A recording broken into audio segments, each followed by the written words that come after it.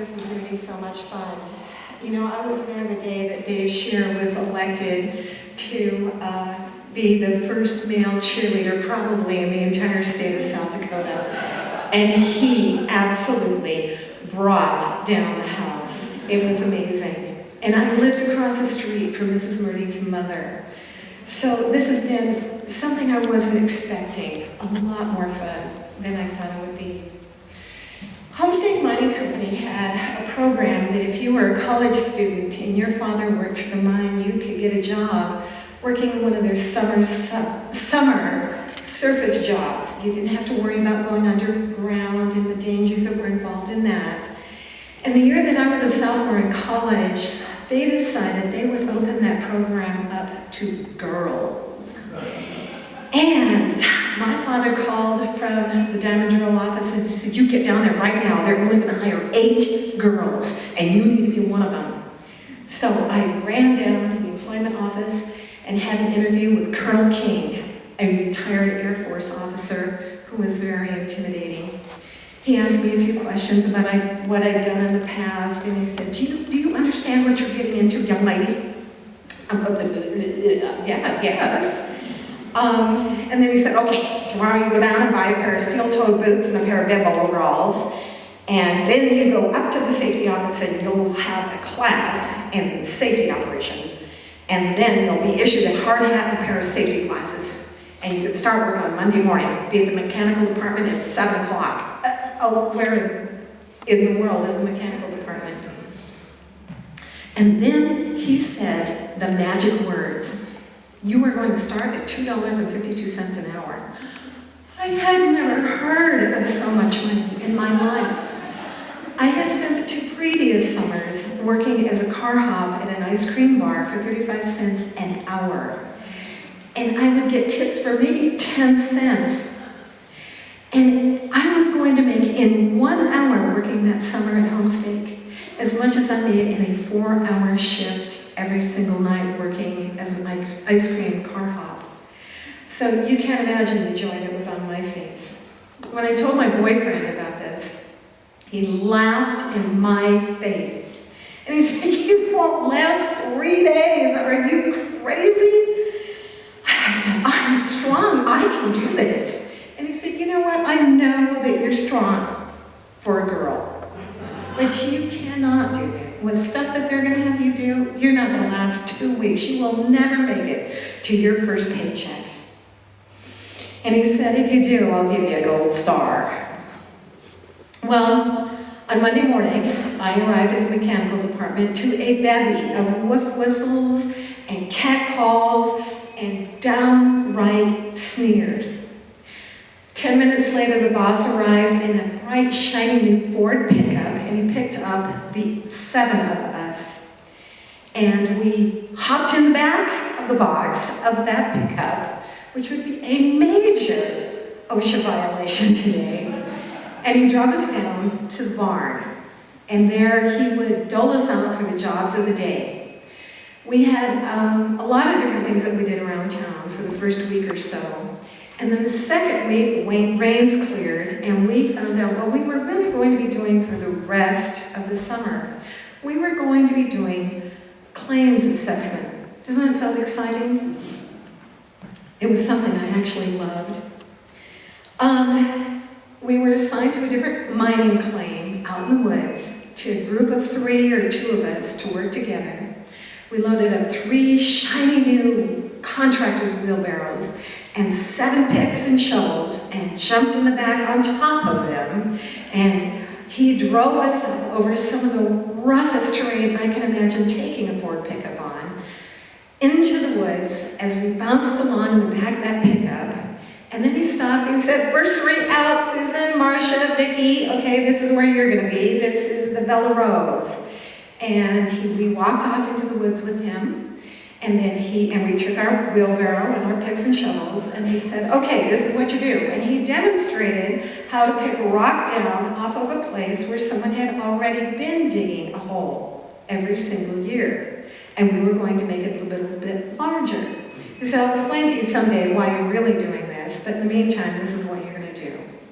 knock the rock down onto this piece of galvanized tin, shovel it into the wheelbarrow. He shoveled about half a wheelbarrow full, and then he picked it up and he went to the end of the runway and he heaved it up over the side of the slag pile. So that's what you're going to do all day. You'll probably be able to hear the whistle blow even from here, and you get a half an hour for lunch, and I'll be back at 2:30 to pick you up. So we got busy with our picks, and we picked down a bunch of rock, and we shoveled it into the wheelbarrow. It probably took us more than a half an hour and possibly even 45 minutes to get that first wheelbarrow heaped to overflowing. And then we got behind it, and we went, and it didn't go anywhere. And then somebody else tried, and I was with a young lady named Marcia who had a work ethic like no one I had ever met in my life. And she gave that a heave like you wouldn't believe. She may as well have been trying to pick up my Suburban and change the tire. And there was no way we were going to get that wheelbarrow to move a foot. And so we started shoveling out, and we shoveled rock out, and we tried to, no, it didn't work, and we shoveled and shoveled. It was not even half full by the time we were finally, all three of us, two of us pushing on the front, and one lifting from the back, able to get it up. And then she was going down the road, and it was going this way, and it was going that way, and it went over. And we had to shovel it all up again. And then we got to the end, and all three of us were trying, and one on one arm of the wheelbarrow, one on the other arm of the wheelbarrow, and one pushing down on the front, and we got it up, about as much of fun as that. We got it up, and we got it higher, and we started, the rocks started to come up, and boom, boom, boom, boom, boom, the wheelbarrow got away from us, went down the slide, piling off into the woods. And we spent from then until we heard the whistle blow trying to get that wheelbarrow back up to that claim. At the end of the day, I think we had taken 10 half loads of rock over to the end of that runway. And the next day when I got up, my arms hurt so bad, I wanted to cry. And so did everybody else's. And we could hardly move. But we all showed up for work the next day. And he took us right back out into the woods. And we did it another day. Okay.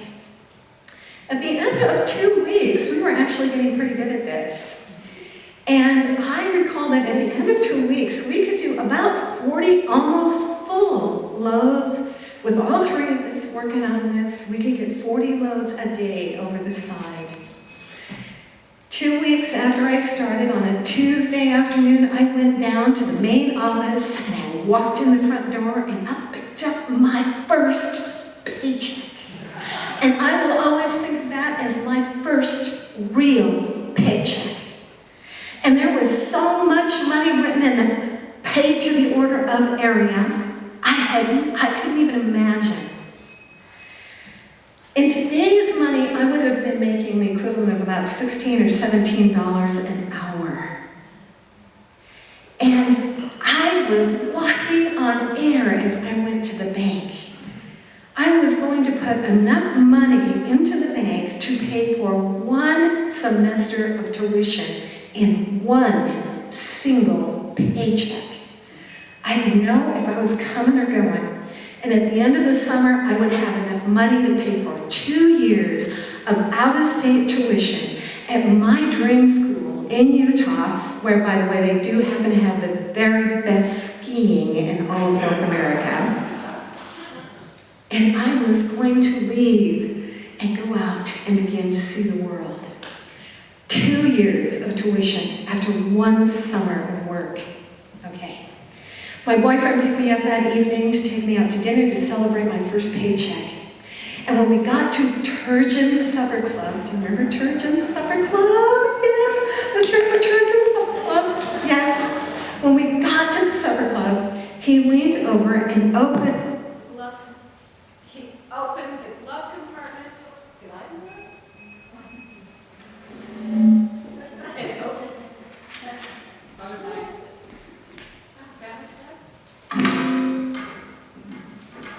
And opened the glove compartment for me. And there in his glove compartment was a beautifully wrapped little box, gold and white. And he said, that's for you. And I opened it up, and inside there was a bracelet. And I was a little puzzled. And he took it out of my hands, and he put it on my wrist, and he said, it's a charm bracelet. It's the only gold star I could find. It had one charm on it. I don't have the bracelet, but I still have the gold star. A few weeks later, the boss said, I'm going to have to break you guys up because this hole is so big, I think you're going to go right through the mountain, and you're going to collapse the road on the other side. So he sent us off to work with different girls, and I learned some tricks from them. I learned that nobody really knew if you took 30 minutes for lunch hour. I'm a little embarrassed to have to say that, but you know, I caved to peer pressure. And I also learned that there were some pretty fabulous swimming holes on some of the nearby creeks that we worked at. And man, was that fun, and don't even think about asking me where they were, because I'm never telling, okay? Anyway, on Fridays we had work in town, and when we worked in town we learned all kinds of amazing skills, like how to run a chainsaw, how to run a jackhammer, and I am not kidding you, that is the worst job on the planet. We mowed the lawn at the big house. We learned to set fence posts. We learned to stretch barbed wire, which is, by the way, the second worst job in the world. We worked at the foundry, and I even had the privilege of getting to spend a few days working at the refinery. And you had to have special clearance to work in the gold refinery with Mr. Mackey. The week before school was to begin, Marcia was leaving to go off to medical school, and we got to work that last week together. And Marcia and I did 86 fully loaded and overflowing wheelbarrows of rock that we dumped over the side of the hill. And if you don't believe me, I am telling you, I still have the biceps to prove it. When I went to school that fall, I took a class in weight training. I was the only kid in that class that could bench press 100 pounds, boy or girl. We didn't have football players in that class, but it was pretty amazing. Anyway, I learned a plethora of skills that summer, but first and foremost, I learned the satisfaction gained from a job of manual labor well done. That has carried me through unbelievable challenges in my life. And I owe a tremendous debt of gratitude to Marcia Beckman for teaching me that. And Homestake Mining Company's Student Laborer Program was a godsend for many students. I have a diploma from the Phoebe Hearst Nursery School, which was a program she started for 4-year-olds to be able to go to kindergarten. I still have that as well, because she believed in education and giving the kids in this community a head start. It was through that program, while I was in college, that I will always look to Homestake Mining Company as the ones that first opened the doors of the entire world for me. I've had a wonderful life, and I've seen incredible things. And Homestake Mining Company opened that door for me.